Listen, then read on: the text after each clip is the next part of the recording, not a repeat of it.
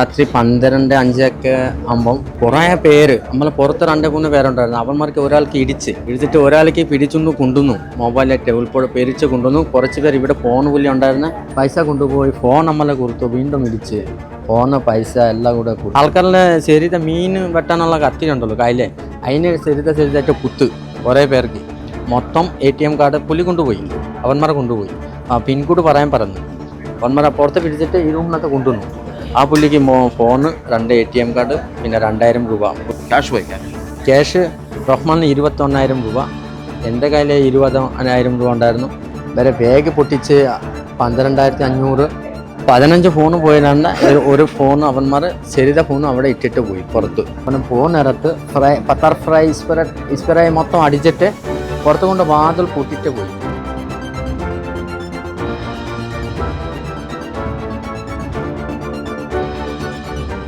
നമസ്കാരം. ഇതര സംസ്ഥാന തൊഴിലാളികൾ താമസിക്കുന്ന ക്യാമ്പിൽ മാരകായുധങ്ങളുമായി എത്തി ആക്രമണം നടത്തി വൻ കവർച്ച.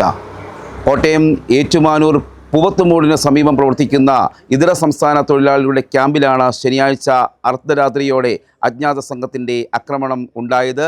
ഇവിടെ എത്തിയ സംഘം വടിവാൾ ഉൾപ്പെടെയുള്ള മാരകായുധങ്ങൾ ഉപയോഗിച്ച് ഭീഷണിപ്പെടുത്തുകയും ആക്രമണം നടത്തുകയുമായിരുന്നു. ഇവരുടെ പക്കൽ സൂക്ഷിച്ചിരുന്ന പണവും മൊബൈൽ ഫോണുമാണ് മോഷണം പോയത്. ഏതാണ്ട് 1 ലക്ഷത്തോളം രൂപ മോഷണം പോകുകയും 14ഓളം മൊബൈൽ ഫോണുകൾ കവർന്നെടുക്കുകയും ചെയ്തു എന്നാണ് ഇപ്പോൾ പരാതിയിൽ പറയുന്നത്.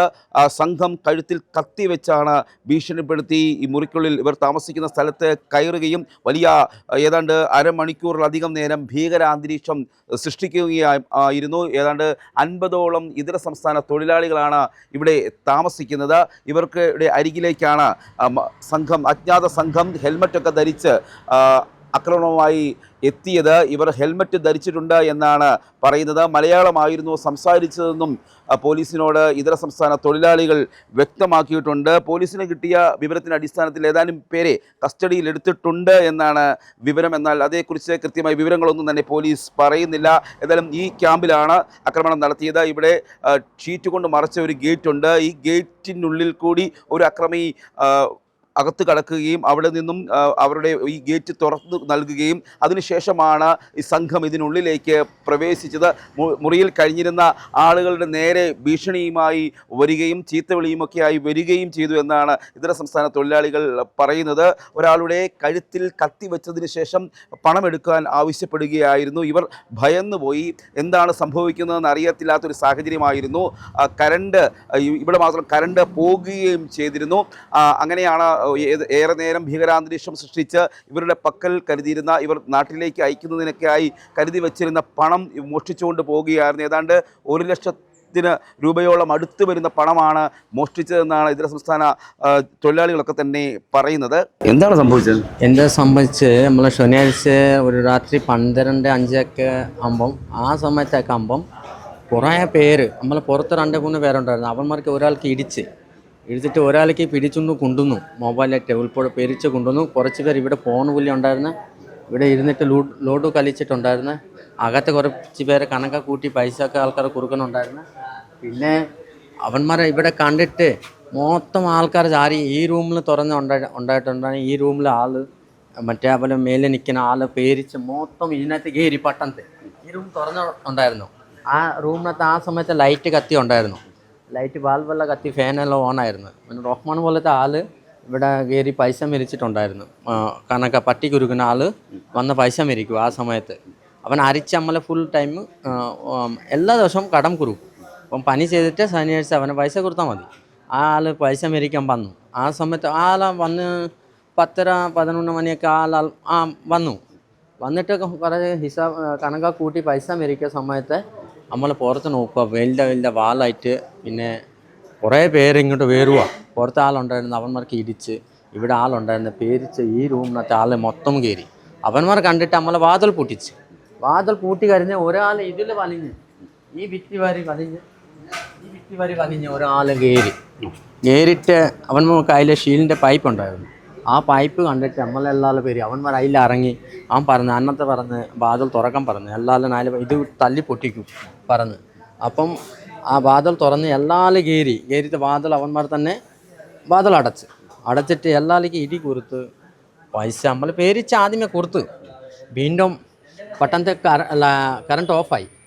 കറണ്ട് ഓഫാകുമ്പോൾ അവന്മാർ ഭയങ്കര ഇടിച്ചിട്ട് പൈസ കൊണ്ടുപോയി ഫോൺ നമ്മളെ കൊടുത്തു, വീണ്ടും ഇടിച്ച് ഫോണ് പൈസ എല്ലാം കൂടെ കൊടുത്തിട്ട് ആൾക്കാരിലെ ശരീരത്തെ മീൻ വെട്ടാനുള്ള കത്തി ഉണ്ടല്ലോ കയ്യിലെ, അതിന് ശരീരമായിട്ട് കുത്ത് കുറേ പേർക്ക്.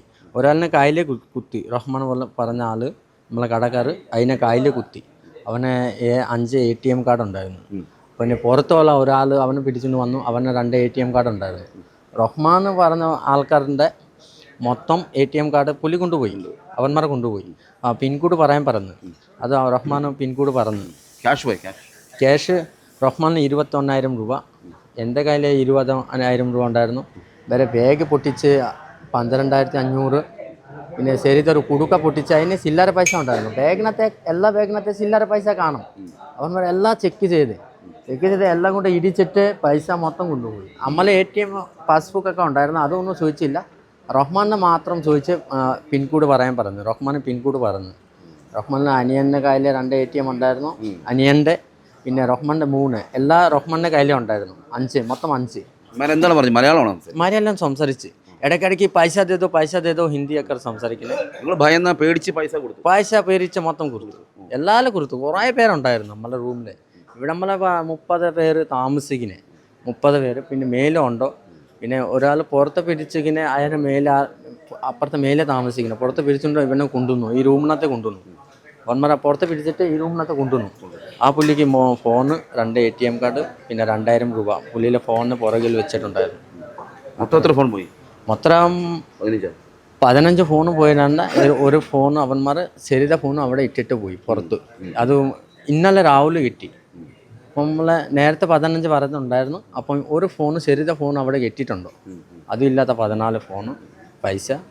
പിന്നെ അവന് പോകുന്നിടത്ത് ബാദൽ പത്തർ ഫ്രൈ ഇസ്പെറായി മൊത്തം അടിച്ചിട്ട് പുറത്ത് കൊണ്ട് ബാദൽ പൂട്ടിട്ട് പോയി. അങ്ങനെ മൊത്തം ഇവിടെ മൊത്തം അടിച്ച് ഇങ്ങനെ മൊത്തം അടിച്ചിട്ട് എല്ലാവരും മണമായിട്ട് നിൽക്കാൻ മേല. പിന്നെ ഇവന്മാർ പുറത്ത് കൊണ്ട് പോയി. ഇവന്മാർ പോയി കരഞ്ഞിട്ട് ഒരാൾ കൂടെ വന്നിട്ട് ഇത് തുറന്ന് കൊടുത്തു. പിന്നെ നമ്മൾ പുറത്ത് ഇറങ്ങി. ഭയങ്കര ബുദ്ധിമുട്ടുണ്ടായിരുന്നു, ശ്വാസമുട്ടലൊക്കെ ഉണ്ടായിരുന്നു. അങ്ങനെ ഉണ്ടായിരുന്നു. ശരിയൊക്കെ നമ്മളെ അറിയത്തില്ല എല്ലാം. അത് നമ്മളെ ഓർത്ത് മലയാളം മൊത്തം. അപ്പം പിടിച്ച ഹിന്ദിക്കാരെയൊന്നും അറിയത്തില്ല. അപ്പം അങ്ങനെ സംഭവം. അപ്പം സാറുമാരെ അറിയും. അപ്പം അത്രേ ഉള്ളൂ, നമ്മൾ സാറ് അറിയാൻ പറ്റത്തുള്ളൂ. അവിടെ ലാസ്റ്റ് ഒരാൾ അവിടെ ഉണ്ടായിരുന്നു, ആ പുള്ളി നിൽക്കുന്ന സ്ഥലത്ത് ഉണ്ടായിരുന്നു, അവിടെ ഉണ്ടായിരുന്നു. അപ്പം എല്ലാവരും പോയി കഴിഞ്ഞാൽ അവൻ തപ്പുക.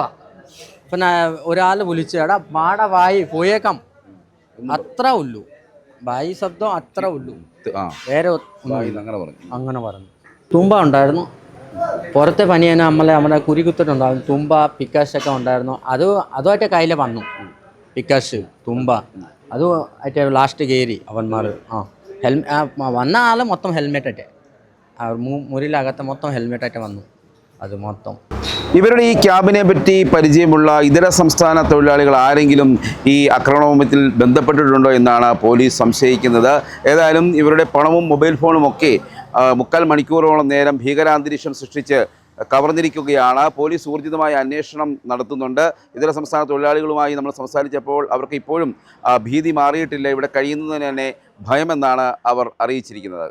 ഏതായാലും പ്രതികളെ ഉടൻ തന്നെ പിടികൂടുമെന്നാണ് പ്രതീക്ഷ. Cameraman ജിതിനൊപ്പം CR Shyam, Marunadan Malayali, Kottayam. ഭയമെന്നാണ് അവർ അറിയിച്ചിരിക്കുന്നത്. ഏതായാലും പ്രതികളെ ഉടൻ തന്നെ പിടികൂടുമെന്നാണ് പ്രതീക്ഷ. Cameraman ജിതിനൊപ്പം CR Shyam, Marunadan Malayali, Kottayam.